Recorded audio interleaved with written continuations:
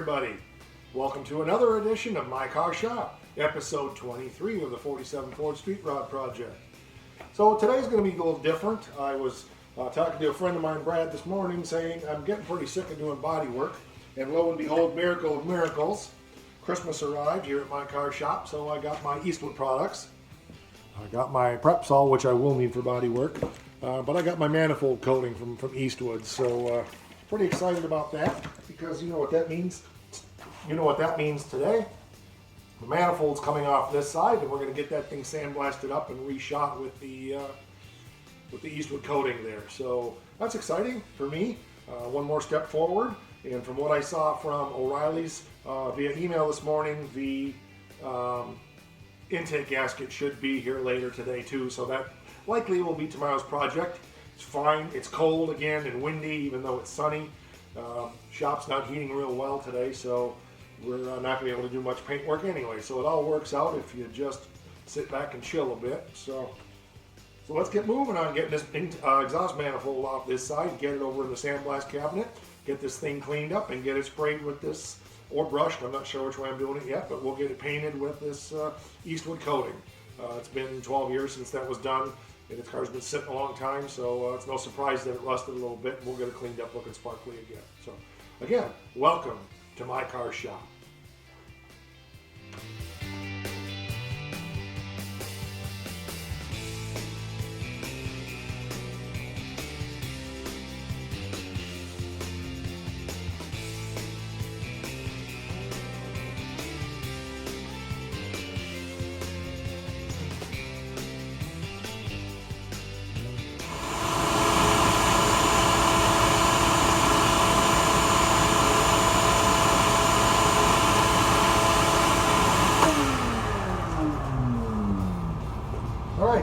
See what we got here. Give this just a second, settle down a bit. Not too bad and dusty. Okay. I was thinking about it, and when we put this together last time, I don't recall that we sandblasted this. I think I just wire wheeled it. Yeah, wire wheeled it. I did. I wired it.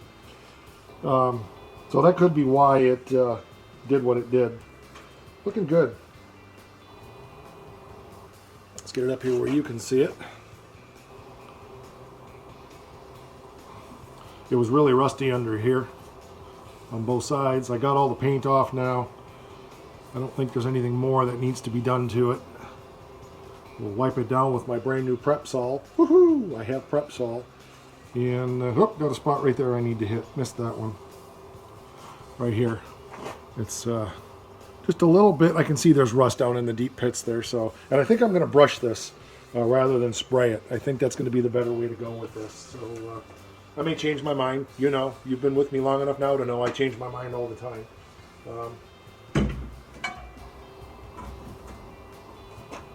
I'm already changing my mind, so go figure. All right, let's hit that one spot one more time here. Where was it? On the end. There it is right there. Put it in there backwards, wasn't paying attention. All right, let's get that done here real quick.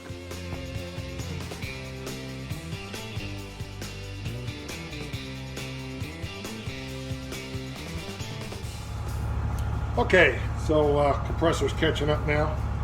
Looks much better. It's gonna look really good now. A lot of sand in it, so we'll get that blown out. I'm not as concerned about an exhaust manifold having sand in it as I will be the intake when I do that.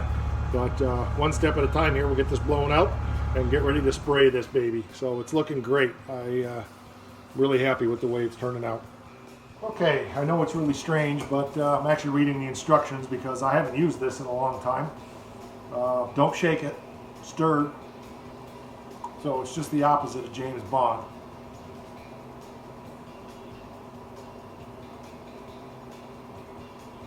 Apply with a brush, or you can be sprayed.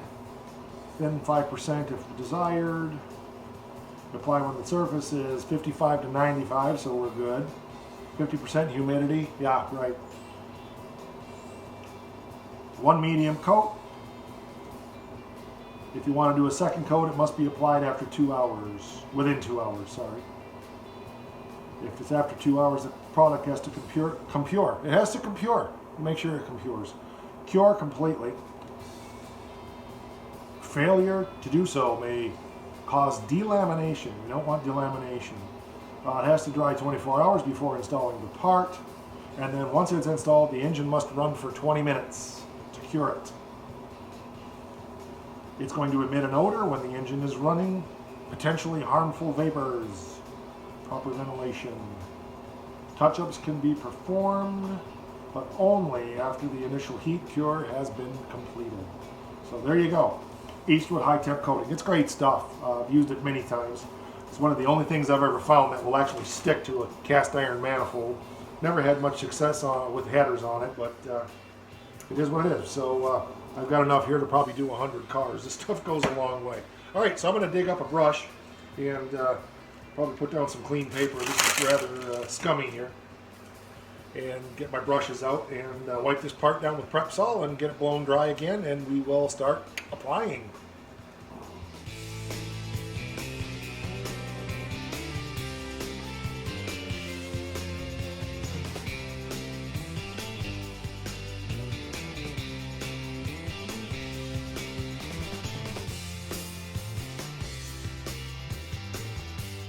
A couple little body shop tricks here I want to show you in just a second.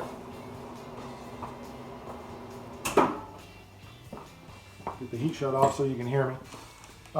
First of all, you'll notice when I use the Prep Sol, a big no-no, and I'll tell you why. You always dump your Prep Sol onto the rag. It's a common mistake, well, not amongst body guys, most people know, but they do this.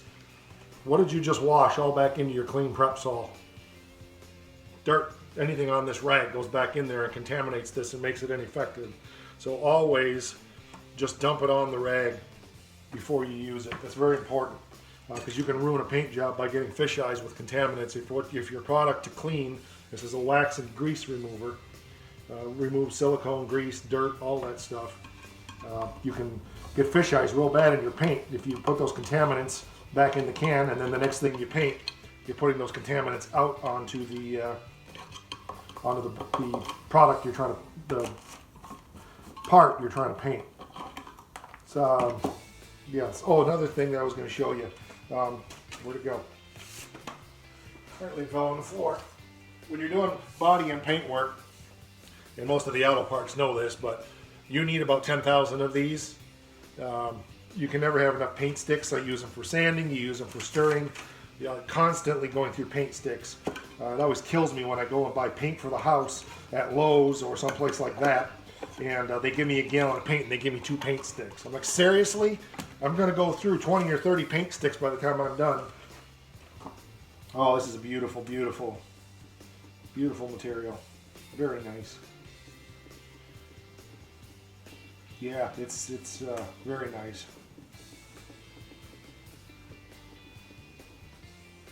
Another thing, and I'll do this right now, hopefully you don't get a big laugh out of me making a huge mess. I always, and I learned this when I was painting professionally, actually painting in public schools and painting houses and things, punch a couple of holes where this punches, or this goes down into the can.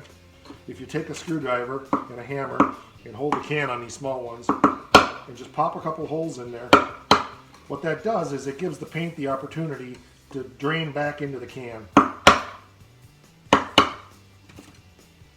That way it's less likely to glue the paint can lid on later on if I don't go to use this for 2 or 3 years and I want to use this can again. All that paint that's in there is dripping back into the can now rather than just sitting there and creating a gummy mess. I see on this one also, it's got some zoots in here, some paint that's dried. We'll get rid of that. Oh no, that's an O-ring. Okay, they did that for shipping. I'll put that back in there when I'm done. That will help seal the can, keep it from getting ruined. Yes, I said ruined. So here we go. I thought it was zoots, but it's not. Good idea. I didn't think about that. Having an O-ring in a can. I've never seen that before. All right. So what I'm going to do is get my crap out of the way here. Now I'm going to start probably down in here and then work my way around this part. And I'm just brushing it on there liberally. I'll probably do 2 coats. maybe more. The stuff flows out really nice. It's not thick at all. It makes a beautiful cast iron finish when it's done, and keeps these manifolds from rusting. I'm letting it run around. I don't care. Stipple it a little bit with the brush, spread it around. The better it can flow out, the better it'll look, but you don't want runs in it either. Now I'm on the bottom side, so it's not that crucial, but so I'll probably go back over this and stipple it again, but I want to get this whole thing covered really nicely. Right now it's just painting. Not exciting.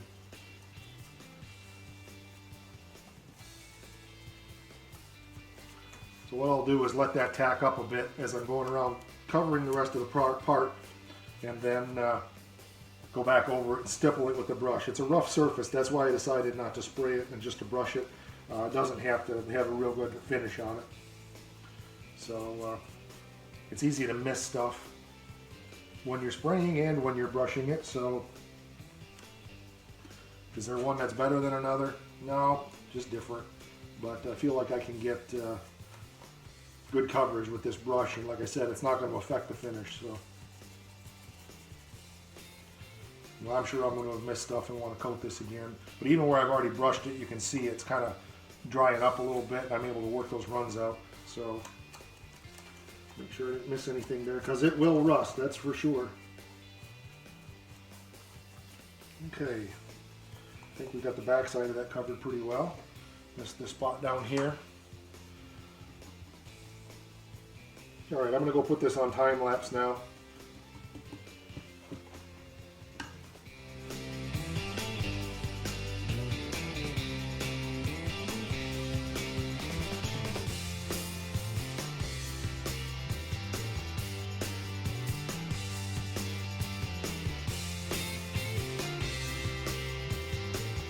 Okay, so I went and touched up the one on the other side too. It wasn't rusty, but my concern was that with the paint being 12 years older than this one, they wouldn't match. So I just gave that one a quick clean and shot it, or brushed it down also. So this has to dry for a couple of hours here till it's dry to the touch. I'll cover it one more time. And then I'm going to probably later on today come up with a toothbrush and just start cleaning things up on the frame on this side while this manifold's out of the way, and on the engine, and just get things polished up again so it's looking good. I've got some good cleaner in the house I'm going to try on it. We'll talk about that in a bit. But I'm going to take a bit of a break and go clear my lungs out from breathing fumes, and we'll get back to this in a bit. So the Super Duty Amazing Cleaners, something I actually got for Christmas one year from family, is kind of we do a gift drawing thing, and we spend up to so much money, and people will get different things, but I got just a variety of cleaning products and automotive products and stuff one time. And this isn't actually an automotive product, but I didn't think much of it. I stuck it in the cupboard in the house and forgot about it for a long time. A few years ago, I had spilled something. It was a glass of wine. I spilled a glass of wine in the living room, and wine stain all over, so I sopped it up the best I could, and figured it's a light tan carpet, so I figured, well, that's it. We're going to have a big, burgundy stain here in the living room. So I went to dig in the cupboard and see if we had any carpet cleaner, and we didn't have any. And I found this spray bottle. I'll show you what it is in a minute. And I sprayed it down on there, and I took a rag and I mopped it up, and it's gone. I mean, gone.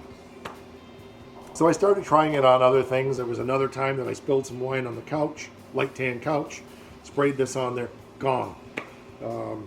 The stuff is amazing. It cleans everything. It's called, I don't know if you've heard of it, it's called Spray 9. I'm not endorsed by it, okay? This is just a product that I love. I use this for everything. I'll just spray it on something, like if we get a spill in the house. I spilled some hot sauce not too long ago on the carpet, sprayed it down there, wiped it up, sprayed a little more, just let it dry. Went over with the vacuum, gone. I don't know if that's how you're supposed to use it, but this stuff is amazing. So I have never tried it in an automotive application before. I just sprayed it down on the frame and on the side of the block, wiped it down or scrubbed it with a toothbrush a little bit, wiped it down a little bit with a rag, took an air hose and blew it all off. clean as a whistle. Stuff is amazing. It's a degreaser and a cleaner. I have no idea what's in it. You can get it at Walmart. This is my second bottle of it. The first one was gone. I was using it so sparingly, and I can't say enough about this stuff. It is used for garage, home, manufacturing, kitchen, bath. I think you get it right out of the kitchen area at Walmart, if I remember right, like where the 409 and stuff is. I'm going to start buying it by the 55-gallon drum. I absolutely love this stuff. It'll clean anything. It's just incredible. I'm really anxious to try it. I haven't done it yet because I don't have a power washer, but I'm really anxious to try it on degreasing some stuff. You know, just spray it on and then power wash it and see what it does. So anyway, that's what I just used. I should have given you a before picture up close. That thing was filthy. It had dirt and dust and oil and stuff from 12 years of being together, sitting around in shop after shop and storage area after storage area. I still got to do the driver's side yet, but anyway, wanted to give you a little update. I just did that cleaning. Spray 9. That's the shizzle right there. Buy one for your dog.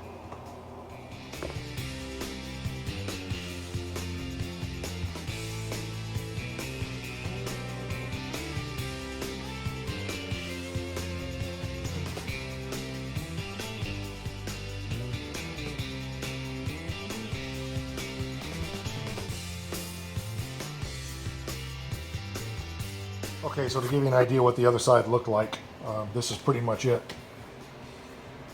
So you can see the difference that made with very little effort. Spray it on, scrub it around with a brush a little bit, dry off as much as you can with a rag, and blow it off, and done. Unbelievable stuff, just unbelievable. So I didn't sandblast this one because this was the one that was brand new, as you've heard me mention. It didn't really have any rust, a couple little teeny spots. But I wanted to make sure that when that other one cures in, that this one cures in so they end up the same color. It would look terrible to have one that was a different color, being as they were done 12 years ago. So that's why I just went over this one again real quick. Well, I think that's going to do it for today's edition of My Car Shop. Really happy with the way things have moved forward here. The manifold is drying.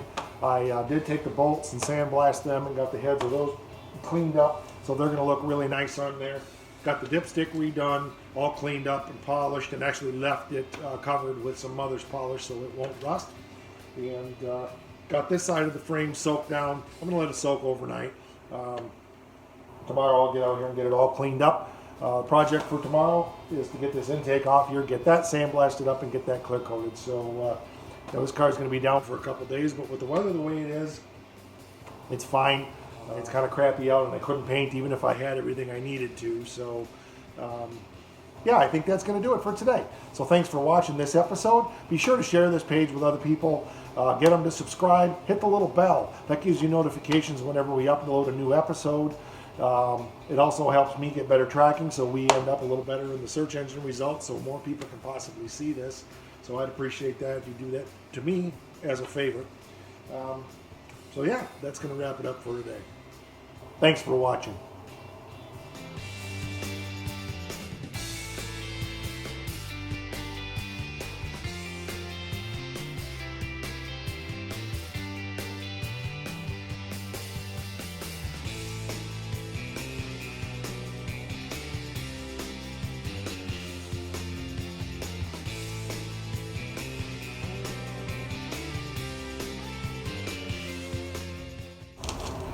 Well, I think that's going to do it for today's edition of my... Well, I think that's going to do it for today's edition. Oh. Well, I think that's going to do it for today's edition of... Wow!